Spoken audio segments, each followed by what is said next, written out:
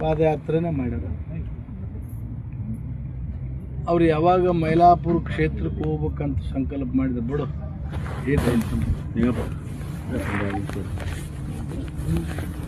ಯಾವಾಗ ಅವರು ಹೋಗ್ಬೇಕಂತ ಮಾಡಿದ್ರೆ ಕುದುರೆ ಸತಿಗೇರೆಲ್ಲ ನಡ್ಕಂತೆ ಬಂದರು. ಅವ್ರ ನಂಬಿಕೆ ಅವ್ರ ನಂಬಿಕೆ, ಅವ್ರ ಭಾವನೆ, ಆತನ ಆಶೀರ್ವಾದ, ಆತನ ಅನುಗ್ರಹ ಅವ್ರ ಸಂಪೂರ್ಣ ಇತ್ತು ಅವ್ರಿಗೆ, ಶರಣರಿಗೆ. ಅವ್ರೇನು ನುಡಿದದ್ದೇ ಆಗ್ಯದ, ನಡೆಸಿದ್ದೇ ನಡೆದ ಅಂಥ ಮಹಾತ್ಮರವ್ರು. ಮತ್ತು ಈ ತಾತನೂರು ಅಂದ್ರೆ ಮಂಚದ ಮ್ಯಾಗ ಕುಂತು ನಡಿ ಅಂದ್ರೆ ಮಂಚನೇ ಸಾಗಿತ್ತಂತ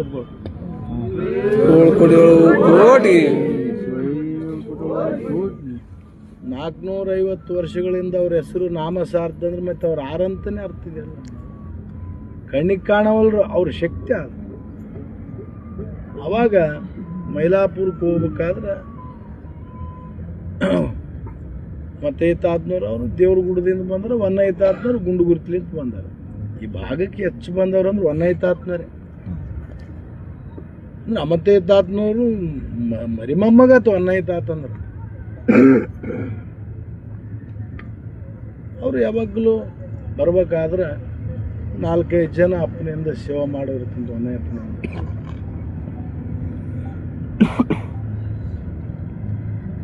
ಹಂಗೆ ಇಲ್ಲಿ ಬಂದ್ರೂ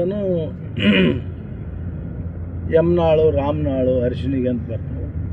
ಅಲ್ಲಿಂದ ಬಂದು ಕೊಪ್ಪುರದಲ್ಲಿ ಬಂದು ಏನಪ್ಪ ಅಂದ್ರೆ ಅದು ಪುಟ್ಟಿ ಹಾಕ್ತಿದ್ರಂತ.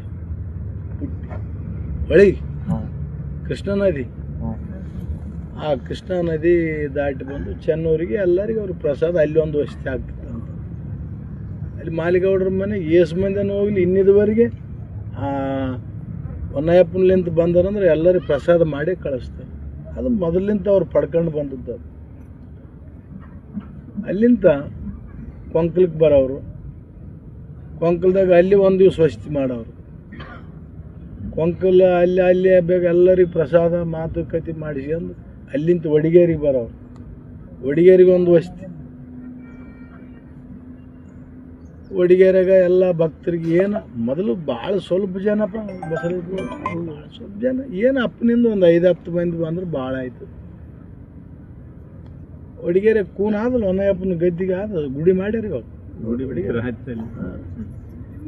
ಅಲ್ಲಿಂದ ಆಲ್ಗೇರಿಗೆ ಬಂದು ಆಲ್ಗೇರಿ ಎಲ್ಲಮ್ಮ ಕಾಯಿ ಕೊಟ್ಟು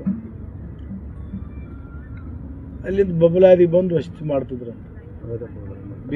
ಬೀರಲಿಂಗನ ಗುಡಿಯಾಗ ವಸತಿ ಮಾಡೋರು. ಅಲ್ಲೆಲ್ಲರೂ ಗೌಡ್ರು ಅವ್ರು ಹಿಂದಿದ್ದವ್ರಿಗೆಲ್ಲ ಪ್ರಸಾದ ವ್ಯವಸ್ಥೆ ಮಾಡಿ ಮತ್ತೆ ಮರುದಿವ್ಸ ಎದ್ದು ಏನು ನಿಮ್ಮ